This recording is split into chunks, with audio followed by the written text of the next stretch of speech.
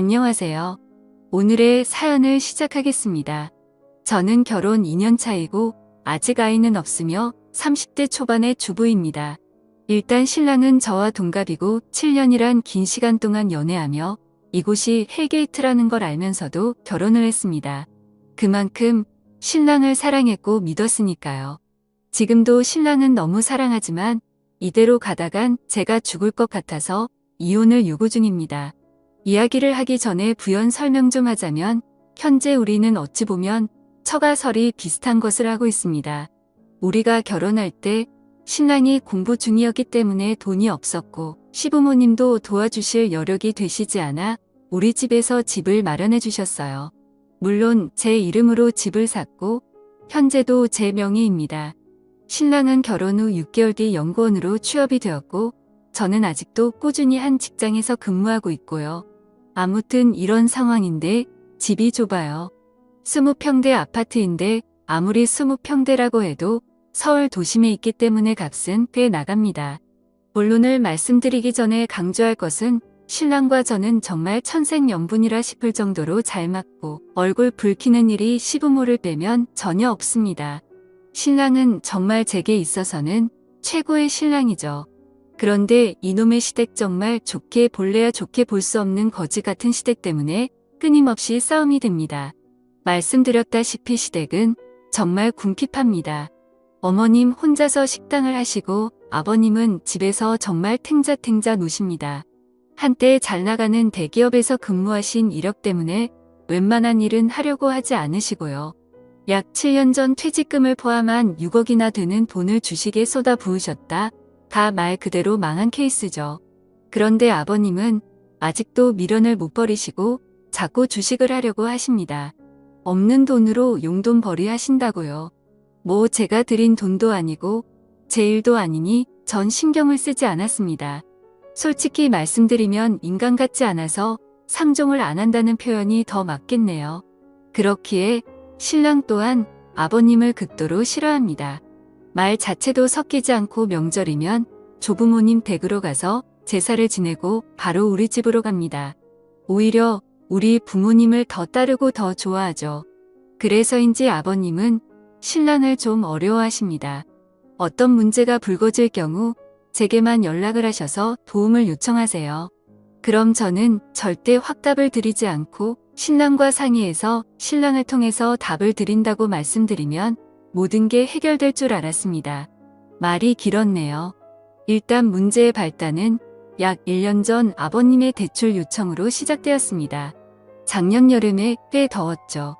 그때 양가 부모님을 모시고 가까운 해수욕장으로 휴가를 떠났다가 돌아오는 길에 양평에 들려 계곡에서 또 한 이틀 있게 되었어요.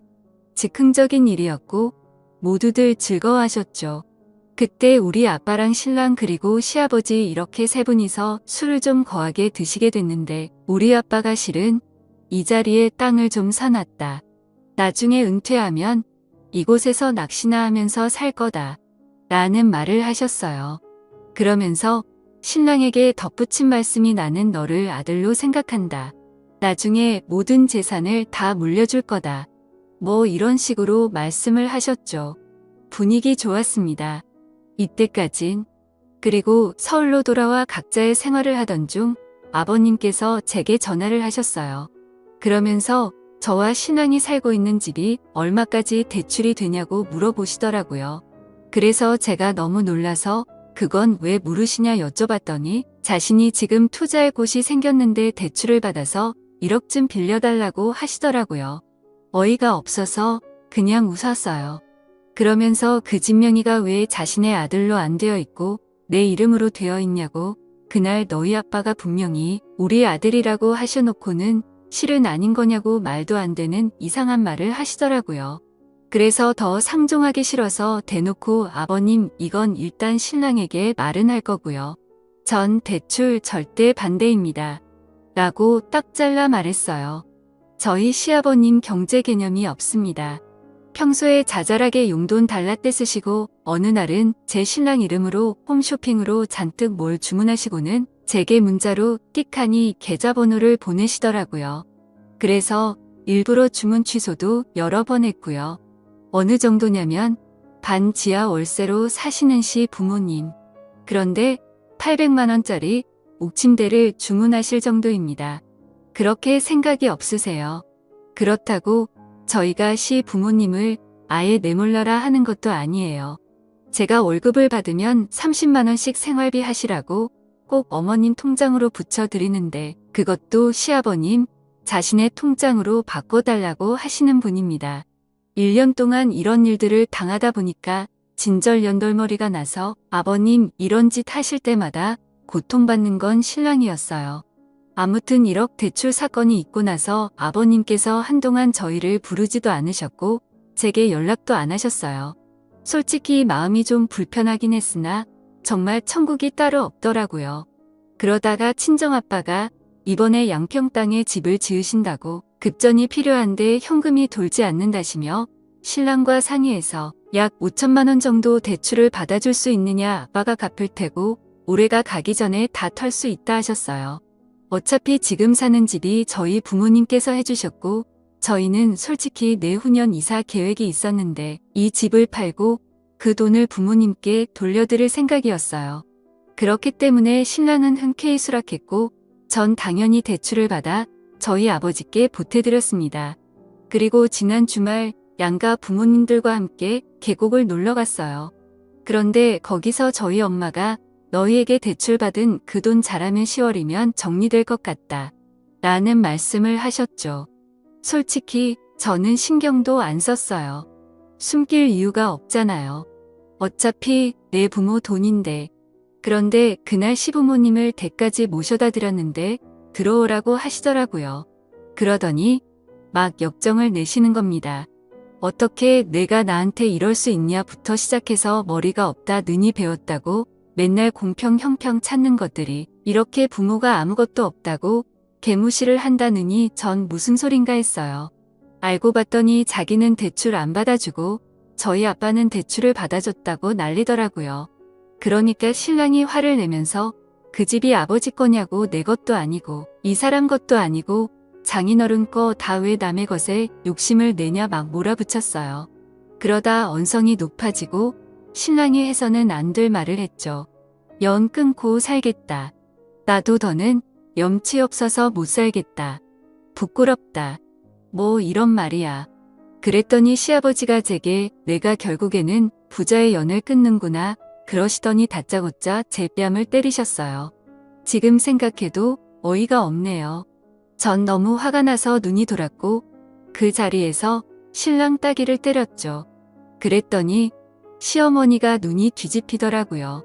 제 등을 떨면서 나가라고 잘난 네 집으로 가라고 하셔서 그 길로 차도 제가 끌고 신혼집으로 돌아왔습니다. 그리고 비번 바꾸고 신랑 짐을 마구 싸서 차 트렁크에 넣어놓고 우유 주머니에 차키 넣어놓고는 차는 위자료라고 생각해라. 나는 더는 못 살겠다. 당신이 부모와 연을 끊는데도 난 싫다.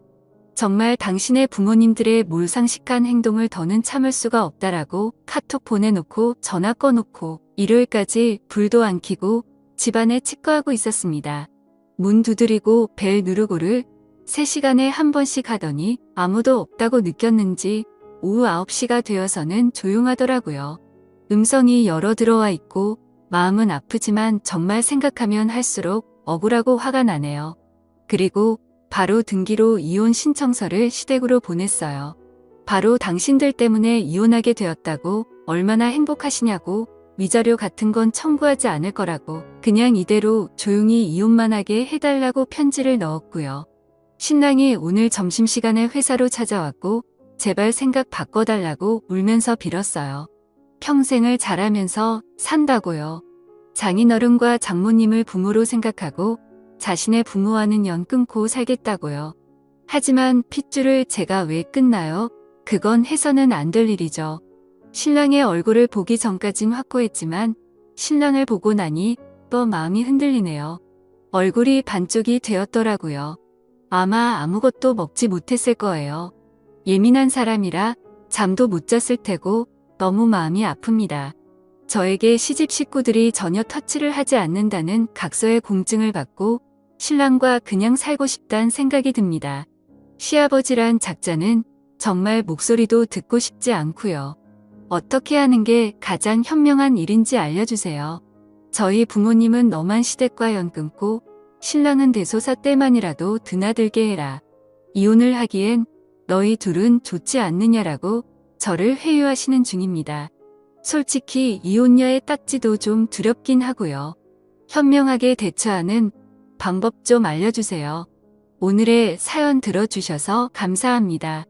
여러분의 생각은 어떠신지 댓글 달아주세요. 재미있게 시청하셨다면 구독, 좋아요 부탁드립니다.